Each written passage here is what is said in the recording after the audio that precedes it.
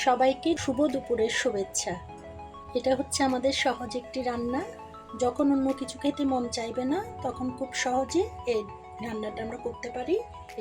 এটাকে আমরা বলি ডালের চচ্চড়ি। প্রথমে ডালটা দিয়ে দিলাম, তারপর চিংড়ি শুটকি, চৌকো করে কাটা পেঁয়াজ। চৌকো কাটা পেঁয়াজের স্বাদটা একটু অন্যরকম হয়। রসুন, কাঁচামরিচ, ধনেপাতা সব একসাথে দিয়ে দিতে হয়। হলুদ দিব, মরিচের গুঁড়ো দিব, লবণ। ভালো করে হাতে মেখে নেব। এটাকে আমরা বলি হাতে মাখা ডালের চচ্চড়ি। আপনারাও ট্রাই করতে পারেন। কোনো কিছু যদি না থাকে এই সহজ রান্নাটা সহজ কিন্তু অনেক মজা।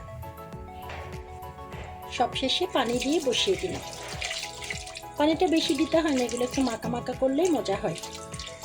হয়ে গেল আমার চিংড়ি ডালের চচ্চড়ি। রান্নাটা সহজ, খেতে অসাধারণ। ধন্যবাদ সবাইকে।